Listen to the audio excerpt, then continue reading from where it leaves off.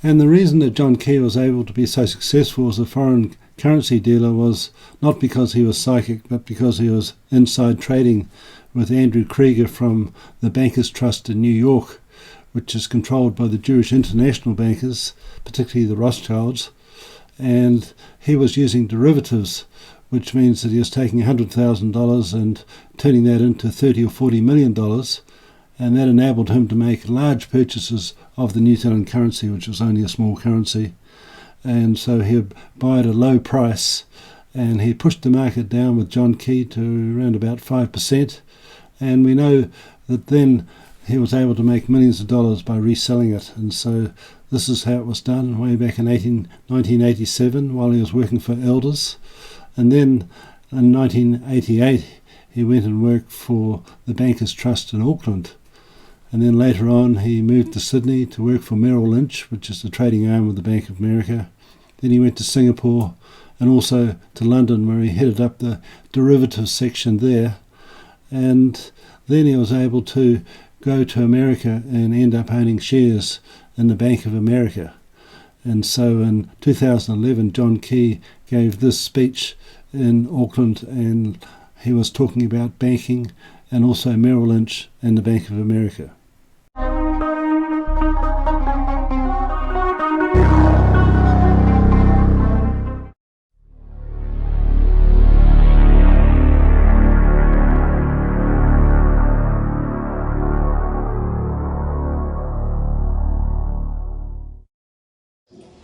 So let's talk about the economy for just a minute. This is the position of what has happened over the last sort of, I guess, 10 or so years in New Zealand. So we've built up a lot of debt, and it's primarily not at the government level, it's actually at what's called the private sector. So it's mum and dad, right across New Zealand, businesses, farms, the whole 9 yards. We owe lots of money. So much so that we owe 85% of it to foreigners. So we owe 85% of our economy, and the overwhelming bulk of it is to foreigners. So no OECD country, so there are 30 countries in the world that are developed economies, no country in the world borrows a bigger percentage of their money from foreigners than New Zealand. John, Penny Brights, I hope to be seeing you in Parliament after the Botany by-election. Oh, good. I won't wish you luck, just Jamie Lee Ross is our guy, and I think he'll do a fabulous job, but, you know, we like democracy though. Regarding a grown-up conversation about debt, Prime Minister, on the 26th of January, I sent you an Official Information Act request asking, on a line-by-line accounting basis, could you please provide the detailed information which shows exactly to whom New Zealand has become indebted since National Act Government came to power in November 2008. And I asked in particular the information which confirms whether or not New Zealand has become indebted to the Bank of America, any subsidiaries of the Bank of America, or any lending institutions of any form which have connections to the Bank of America. I have yet to have an acknowledgement to this request. The reason why I'm asking, Prime Minister, is because according to the Register of Pecuniary Interest, you are a shareholder in the Bank of America, and are you personally profiting from New Zealand's growing indebtedness? And when will I get an answer to my question? Sadly, no, I'm not. So you'll get an answer in due course, of course, that comes from those people who put that together. I wouldn't have a clue whether they borrowed any money off them. If they would, they do it at commercial rates. And the reason I'm a shareholder of Bank of America is because I was a very long-term shareholder of Merrill Lynch. When I was at a company, it was very well run, but unfortunately when I left, it wasn't, and Bank of America bought them when they went broke. And so the derivative trading that John Key was famous for actually created the bubble that burst and created the financial crisis. And when he became a member of Parliament, he was caught out with insider trading once again to do with Tranzrail. Welcome back now to our lead story, and apologies, we've had some technical difficulties in bringing this story to you.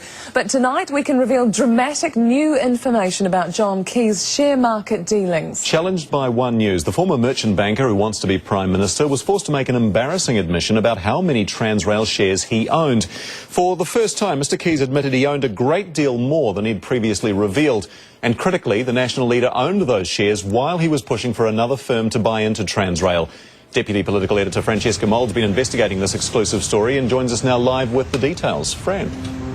Good evening. Well, if you remember a couple of months back, we discovered that John Key's family trust owned 30,000 shares in Tranzrail. Now, the government attacked him for that at the time, saying it was inappropriate for him to be a shareholder when he was openly criticising the government's plan to buy that company. Well, in a surprise twist, a Labour Party researcher has uncovered more documents showing that family trust owned many more shares than has previously been admitted, and shares were even bought and sold in John Key's own name. Now, here's how the trading saga played out.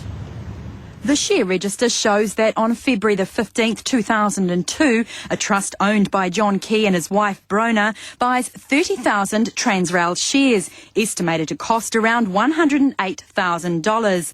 4 days later, on the 19th of February, the trust buys another 20,000 shares worth around $72,000. These are shares we were never told about. In July 2002, John Key is elected to Parliament and over the next few months becomes National's Associate Transport Spokesman. He questions Michael Cullen in writing and in the House about so-called secret meetings between the government and Tranzrail, but he fails to reveal his shareholding. Then on May the 7th, 2003, John Key buys another 50,000 shares, this time under his own name, for an estimated $22,500. A couple of weeks later, he meets with Rail America, which is considering a bid for Tranzrail. In his newsletter, John Key writes, "I hope the interest shown by Rail America will be picked up by others." He still doesn't admit he's a shareholder.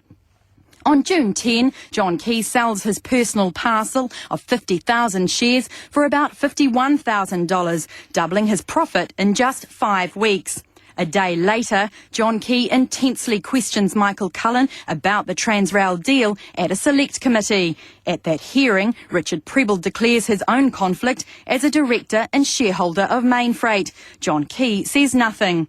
2 days later, his family trust sells its shares, this time at a loss, recouping $48,000 of their original $180,000 investment. On June 18, Mr Key attacks the government over its plan to buy the rail tracks. Fran, I'm sure you put these revelations to John Key. What's his response been? Well, essentially, John Key's never owned up to those extra shares, despite a number of interviews with journalists about the issue. But that changed today when I caught up with him on the campaign trail. Now, I can tell you I've known him a number of years and he's always been very affable and friendly. But today he looked extremely uncomfortable and unsettled when confronted with the evidence.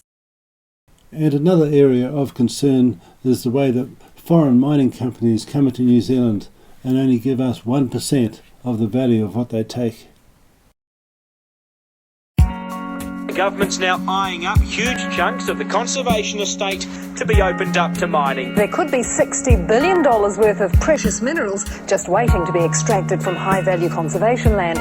But mining companies may pay the Crown a mere 1% of that. Billions of dollars of precious minerals could be lurking under our treasured conservation estate.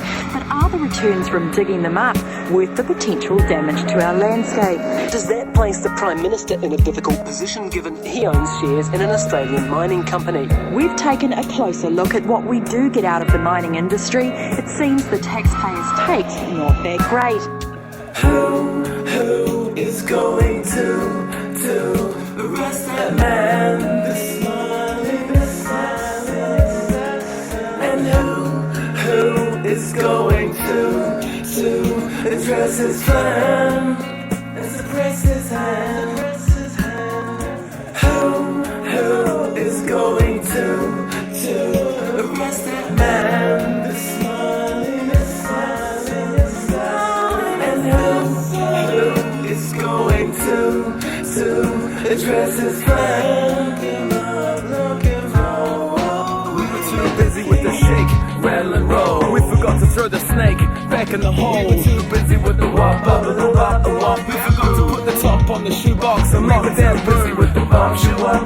We need to stop the clock and turn the grammar jammer thing on. Hip-hop, body rockin', doing the do. We need to flip-flop this shoddy plot and ruin the coup. I shake this ink to try and make you think. Skating rink, shrinking lake, we could skate or sink. I start to take steps to change, the more sense it makes. Heartache swept the brain of all dense mistakes. A lie becomes inscribed when scrums are reenacted. Playing tribe against tribe, bribes, guns and blankets. Government still finances our listening choices under a guise while silencing dissident voices in an attempt to shut me down and remove my rights. You will lose the fight, cause you will prove I'm right. People choose the light, cause we suffer inside when we've got nothing to lose and we got nothing to hide. And USA,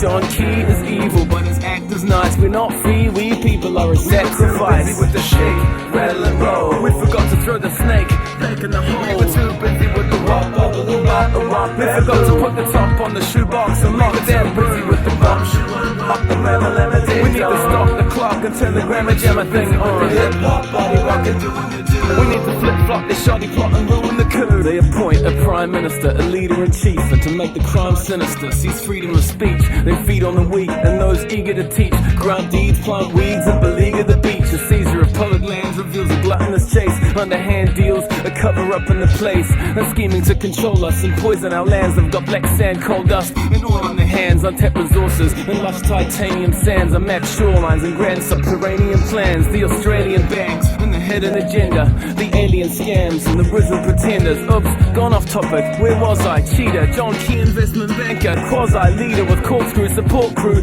Flawed with shortcuts, take a walk through your altar before the port shouts.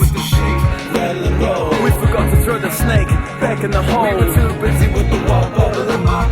We forgot to put the top on the shoebox and lock it down. Busy with the walk, we need to stop the clock and turn the grammar jammer thing on. Hip-hop, body rockin', doing the do. We need to flip-flop this shoddy plot and ruin the coup. I was hoping last time would be the last open cast line. I hope to start chimes, throw the rope and cast lines, broken vast binds. They're like choking grass vines, the overpass wines from upper class lies to masterminds with pastimes and half lies. A true real plan, their prizes minerals and to prize that out of New Zealand. And while we're focused on the earthquake ruin, bureaucratic locusts prepare a first-rate doing. John Key is borrowing a multi-billion-dollar blank check, translated probably $1 trillion bank debt with interest. Every worker must pay back. Hello, slaves, you work to just pay tax. I just say facts, they bail us, they own us. And every generation on that failure is their owners. And your donkey, yeah, well, he sold you short. You didn't see it, cause you were too involved in sport. We were too busy with the shake, rattle and roll. We forgot to throw the snake back in the hole. We were too busy with the wop, we forgot to put the top on the shoebox and lock it down. Busy with the bump, we need to stop the clock and turn the grammar jammer thing on. Hip-hop, body rockin', doing the do. We need to flip-flop the shoddy plot and ruin the coup. It's going to arrest that man.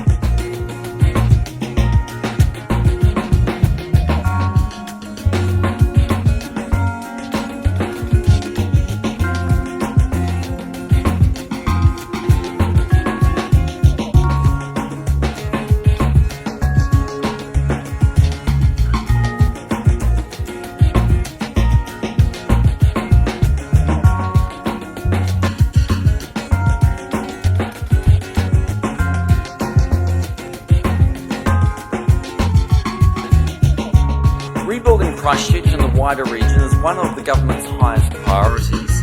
Billions of dollars will be spent here, and central government will be accountable to taxpayers for that money. We as a city respect all of the taxpayers of New Zealand who will be part of supporting this vital process. Put simply, these are extraordinary powers for extraordinary times.